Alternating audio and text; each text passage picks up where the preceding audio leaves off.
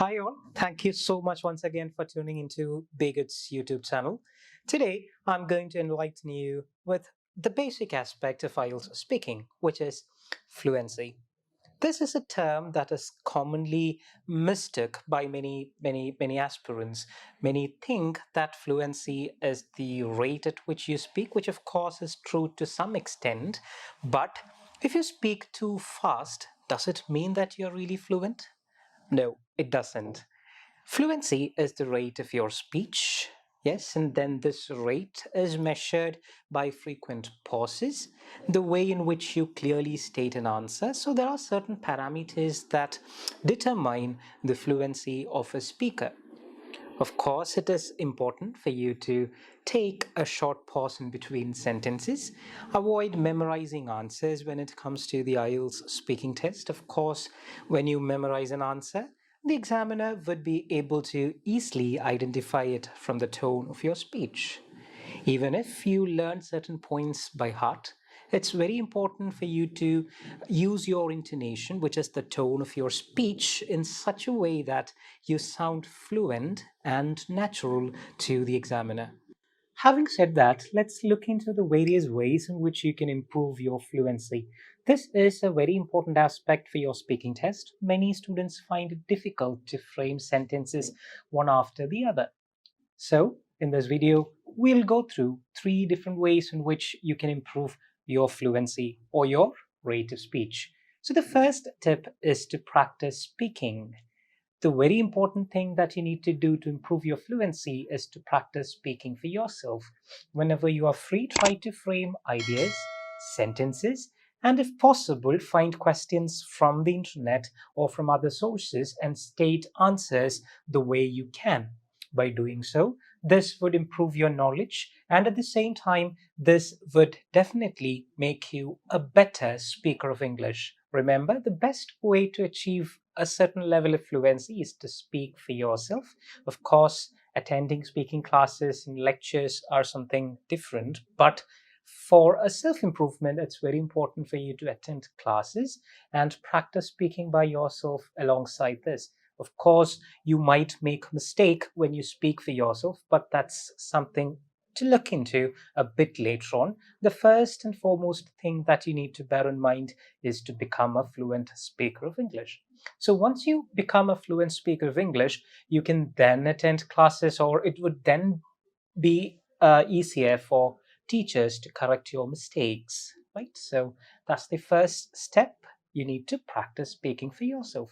Take some random questions from the internet or from other sources you can take, and then you can speak for yourself. Try to practice speaking in English at least for 15 to 20 minutes every day. It needn't necessarily be in front of the mirror, or there is no need for you to record what you speak, because if you do so, chances are high that you might become a bit more conscious about what you speak. So your language should flow freely. For this, every day, find a quiet spot for yourself and speak your answers. Take some random questions or some topics that you're interested in and try to speak for yourself. For instance, if you are pretty much fond of automobiles of different kinds, you can talk about different cars. You can talk about your favorite cricketer if you are into sports. Right? So find some areas of common interest and try to speak for yourself. When you speak naturally, you would develop the flow of your speech. Your ideas would flow in more naturally. So this is the best way to improve your fluency. The second thing that you need to make sure that you do is not to give honest answers. Some questions might be related to your personal life. You might have come across such kind of a situation in your life. But if you have to convey that exact situation in English, it might be a bit difficult for you. So please avoid stating an honest answer when it comes to the IELTS speaking test. Also remember, certain for certain topics you might have a lot of ideas, and for other topics you may have a very little ideas. So please bear in mind, for the questions where you have a lot of ideas, don't try to blabber a lot about the things that you know. Go off topic and try to impress the examiner. This in a way would definitely affect your score negatively. Whether you know the answer or whether you don't know much about it, you should always answer in a proper framework, which is 2 to 3 sentences in part 1 and 4 to 5 sentences in part 3 of the speaking test.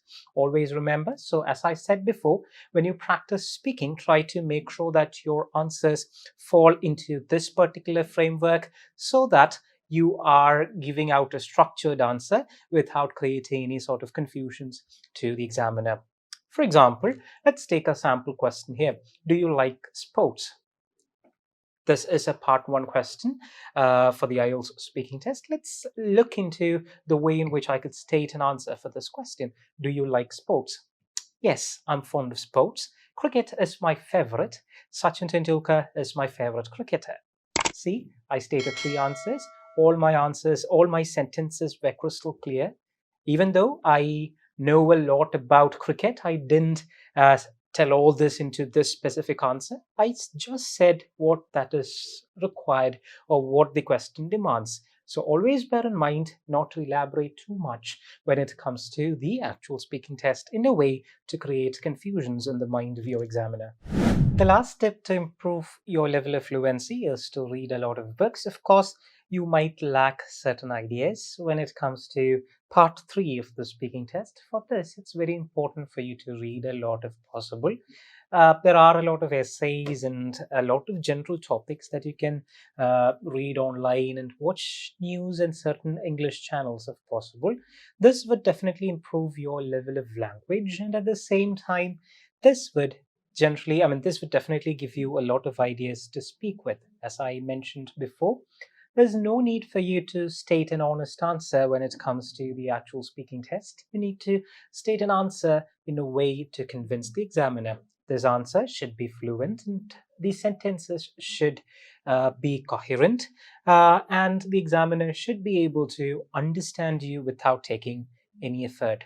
Remember, you can take short pauses in between sentences. Some natural hummings are quite all right, but when you search for certain words in between a sentence, then this can affect your level of fluency.